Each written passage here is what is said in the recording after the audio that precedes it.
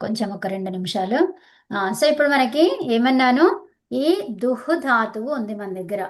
Okay. ఉమ్. So దుహ్ ధాతువుకి మనకేముంది, ఏం చెప్పుకున్నాము, తి. ఓకే. యక్ కాదు, కర్తరి ప్రయోగం చేస్తున్నాం మనం. ఓకే. దుహ్ ధాతువుకి తీ ప్రత్యయం ఉండడం చేత దోహు అయింది. ఇప్పుడు ఏమైంది అది, దోహు తి, ఇలా ఉంది. ఓకే. సో మనకి దాదేర్ ధాతోర్ ఘహ అనేది ఏం చెప్తుంది, దాదేర్ ధాతోర్ ఘహ. ఓకే.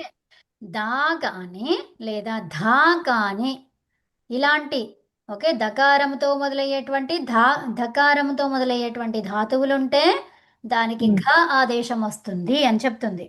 తర్వాత మనకి ఝల్ అనేది జలి అన్నాను. జలి అంటే ఏముండాలి, పరంగా. అవునా? పరంగా ఉండాలి. తి అనేది ఏంటిది, తకారం. అది ప్రకారం. జల్లేనా, జల్లే. ఇది జల్. జల్లి. జల్ పరంగా ఉంటే ఇంకా ఎవరంట, హకారాంత శబ్దం. అంటే ఇప్పుడు హకారం కూడా అందులో లేదు, ఉందా, లేదు. లేదు. అంటే అనువృత్తులు ఏమేమి ఉంటాయి, జలి ఒకటి, తర్వాత హకారం ఒకటి. ఓకే. అంటే ఏంటి, ఈ జల్ అనేది పరంగా ఉండాలి. ఎవరికి, దా లేదా ధా ధాతువులకి జల్లు పరంగా ఉండాలి, అప్పుడు ఘాగా మారుతుంది. లేదా హకారము కి జల్లు పరంగా ఉండాలి, అప్పుడు హకారము ఘకారంగా మారుతుంది.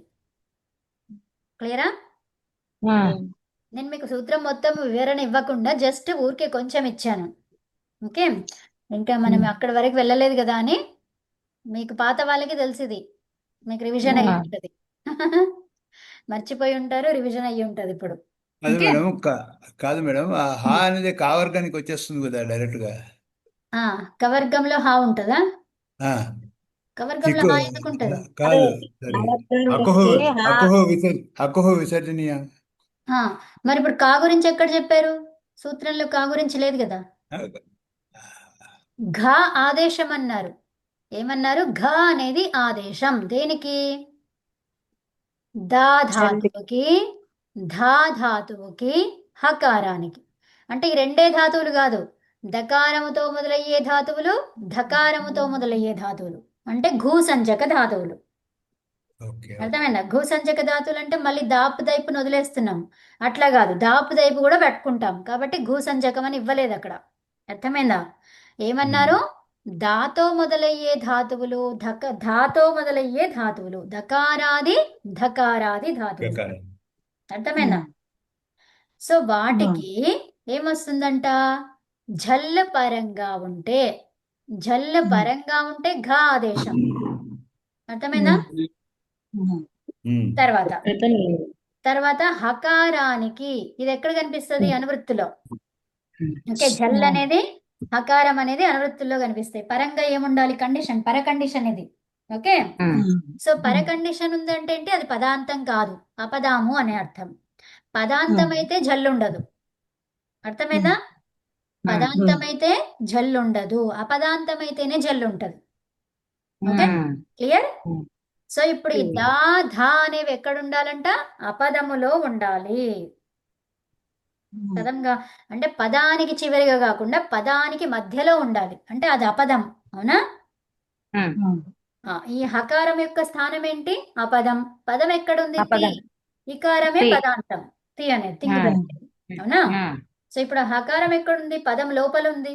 పదం లోపల అంటే పదం ప్రాసెస్ లో ఉంది, అంటే అపదం, పదం కాలే ఇంకా. అవునా. సో అదనమాట. అంటే అపదం అయితేనే ఎవరు వస్తారు, జలి. పదం అయితే ఎవరు వస్తారు, పదాంతే. అలా అన్నమాట. ఓకే. సో ఇప్పుడు హకారమైనా ఉండాలి, లేదా దా రూపమన్నా ధా రూపమన్నా ఉండాలి. ఓకే. అర్థమవుతుందా. అప్పుడు రేపు రాయించండి సూత్రం. ఇది రాయిస్తాను, ఆ సూత్రాలు ఇప్పుడే ఇంకా అవి రాలేదా, వచ్చినప్పుడు రాయిస్తానులే. ఓకే. సో ఊరికే ఇక్కడ మనం సింపుల్ గా ఉన్నదాన్ని మనం కాంప్లికేటెడ్ చేయకుండా ఊరికే చెప్తున్నాను, ఎందుకంటే జస్ట్ విషయం గుర్తుపెట్టుకుంటే గుర్తుపెట్టుకుంటారు, లేదంటే లేదు, పదాలైతే వింటారు కదా అని అంతే. సో అది దానికోసం, మీకు అర్థం కాకపోయినా పర్వాలేదు, ఏం కాదు. ఓకే.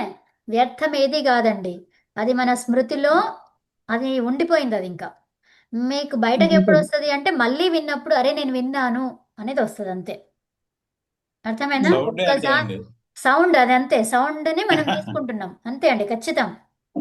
సౌండ్, అందుకే ధ్వని తరంగాలు అంటున్నాం. ధ్వని తరంగం ఏమైంది, మీకు చేరింది అంతే. ఆ చేరిన తరంగం ఖచ్చితంగా బయటకు వస్తుంది. అర్థమైనా? బయటకు వస్తుంది. ఎప్పుడు వస్తుంది? ఎప్పుడో మీరు వింటే అరే నేను ఇది ఎప్పుడో విన్నాను అని చెప్పేసి వస్తుంది ఖచ్చితంగా. ఓకే, దానికోసం మనం చెప్పుకోవడం. ఉమ్? ఓకే. అదండి. సో అప్పుడు అదేమైందంటే హకారం ఘకారం అయింది. ఓకే, దోఘ్ అయింది.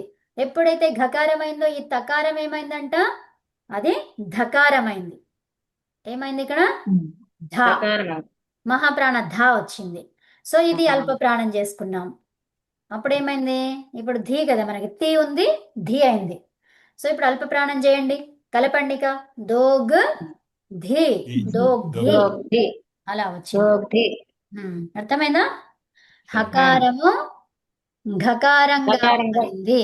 ఈ ఘకారంగా మారడం చేత తిప్ అనేది ధీగా మారింది. ఆ ధీ అయిన తర్వాత ఈ ఘకారం ఏమైంది, గకారం అయింది. ఓకే, హకారం చేత ఘకారం, ఈ ఘకారం ఉండడం చేత తిప్పు ధీ, తర్వాత అలా అయినప్పుడు ఈ ఘకారం అనేది గాగా మారింది. క్లియర్? ధీ అయిపోయింది. ధీ అయిపోయింది. అంతే, అది రావడానికి కారణం ఎవరు? ఇది జష్, జషస్తతో దోధః. ఓకే, తా థా, తా లేదా ధా ప్రత్యయం రెండిట్లో ఏదో ఒకటి ఉంటే ఏమైతుందంట, ధాగా మారుతుంది. జష్ వర్ణం, ఝష్ ఏంటిది అది? ఎట్లాగే ఇచ్చేసావు కాబట్టి అమ్మా ఝష్, ఝష్ అంటున్నాం అక్కడ. ఈ ఝష్ అంటే ఏంటి? Fourth letter. ఝష్ అంటే ఫోర్త్ లెటర్ అన్నమాట. ఫోర్త్ లెటర్స్ అన్ని వర్గాలలో 4వ అక్షరం. ఓకే, మన దగ్గర ఉన్నదేంటి? ఘ, 4వ అక్షరం అది, అవునా? కాబట్టి తా లేదా థా అనేది పరంగా ఉండాలంట. ఈ రెండిట్లో ఏదున్నా కూడా మన దగ్గర ఏముంది? తి, తా, తా ఉంది. తిప్పులో తు, ఈ కదండి. సో తకారం ఉంది మన దగ్గర. సో కాబట్టి ఇది ధాగా మారాలి. ధ, ఈ కలపండి, ధీ. ఎప్పుడైతే ఇది ధీ అయిపోయింది, దీని పని అయిపోయింది, ఈ ఘా యొక్క పని అయిపోయింది. ఘా, ఈ మహాప్రాణం ఉన్నప్పుడే ఇది ధాగా మారుతుంది.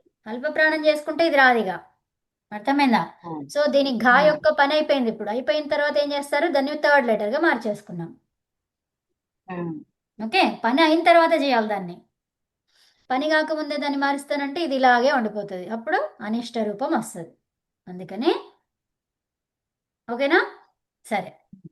సో ఇప్పుడు లుక్ అంటే ఏంటి? ప్రత్యయానికి అదర్శనం. అంటే కంప్లీట్ గా ప్రత్యయాన్ని ఒక్కొక్క అక్షరం చేత కాకుండా కంప్లీట్ గా తీసేయడం ఒకే సూత్రంతో. అర్థమైనా? సో దాన్ని ఏమంటారు? లుక్ అంటారు. ఈ లుక్ ఎక్కడ కనిపిస్తుంది మనకు? అదాది ప్రభృతిభ్యః. అదాది గణంలో అంతా కూడా షప్పుని ఏం చేస్తాము? లుక్ చేస్తాం. లుక్ అంటే ఏంటి? ఈ షప్పు ప్రత్యయానికి అదర్శనం. ప్రత్యయానికి అదర్శనం అనాలి, లోపం అని చెప్పదు ఇంకా. ఓకే, ప్రత్యయానికి అదర్శనం.